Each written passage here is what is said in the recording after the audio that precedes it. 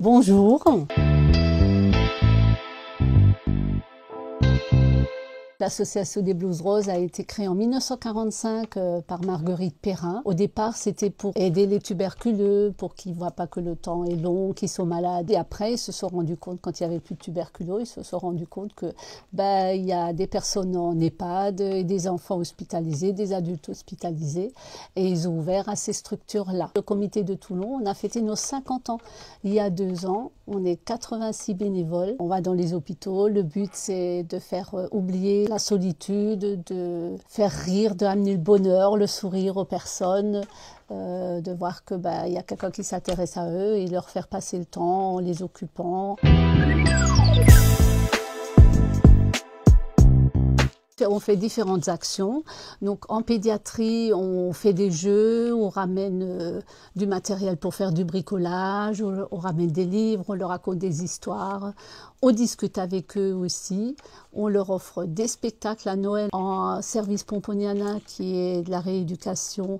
C'est avec des adolescents, on fait des jeux avec eux et des discussions parce que c'est pas toujours évident. Au Laurier Rose, enfants polyhandicapés, et à San Salvador où il y a des enfants polyhandicapés, c'est un peu plus difficile, mais on fait des jeux adaptés à ce qu'ils peuvent faire. On leur chante des chansons, on leur raconte des histoires. Dans les EHPAD, on ne fait pas la même chose dans tous les EHPAD. Un EHPAD en secteur Alzheimer, c'est des jeux enfants, parce que on a besoin de les stimuler. On leur pose des questions sur leur passé, leurs souvenirs, ça ils ont, le présent ils ont oublié.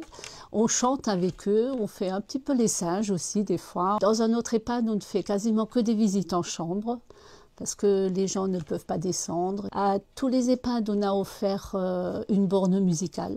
Donc c'est très très bien, ils peuvent faire des jeux avec. On fait venir depuis tout récemment une mini ferme d'Olioul à l'hôpital, dans les EHPAD, donc ils viennent se déplacer avec leurs animaux. Donc les 3 bibliothèques qu'on a donc à Saint-Emus, à Pierre-Chevalier et à la Seine, on se promène avec nos chariots et les livres, et ça nous permet de rentrer en contact avec les personnes, leur parler, c'est un vecteur.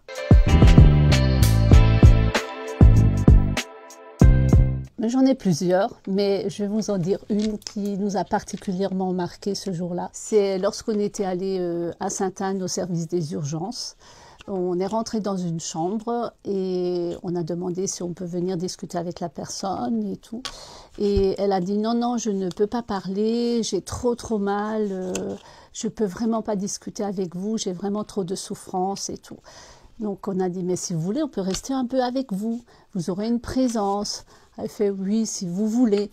Bon, elle n'était pas très emballée, mais le oui si vous voulez, ça nous a ouvert une porte pour rester avec elle. Donc on est resté avec elle, on a commencé par lui caresser un peu la main, on voyait que son visage il commençait à devenir moins crispé, on lui demandait ça fait longtemps que vous êtes là, elle nous répond, on continue notre petite question, vous habitez où, elle nous répond, on lui demande si elle a des enfants et là elle s'est libérée.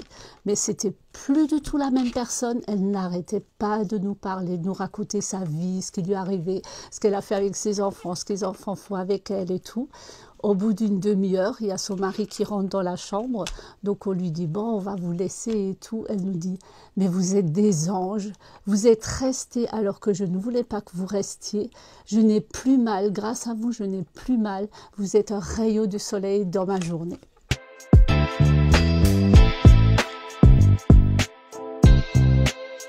En trouvant un moyen pour nous amener de l'argent pour qu'on puisse continuer nos spectacles qu'on fait une fois par trimestre dans les EHPAD, la médiation animale qu'on paye tous les mardis au service commun ici à l'hôpital. Enfin, on fait plein de choses. Donc pour pouvoir continuer à faire tout ça, il faut des sous. Comment on arrive à rentrer des sous? Nous déjà, on a des bénévoles qui vont tous les jours de la semaine du 1er janvier au 31 décembre à Smith Toys faire les paquets cadeaux. On fait du marché artisanal aux Sablettes parce qu'on a des bénévoles qui font des choses, qui sont doués. On fait 2 marchés de Noël à Saint-Emus, un marché de Noël ici à la Seine et un marché à la Londe. Et puis on a fait tout récemment un vide-grenier aussi. Mais il nous faut encore plus d'argent, donc il faudrait soit des dons d'entreprise, soit que des associations ou des chanteurs fassent soit un spectacle d'où le profit est pour nous, un loto d'où le profit est pour nous.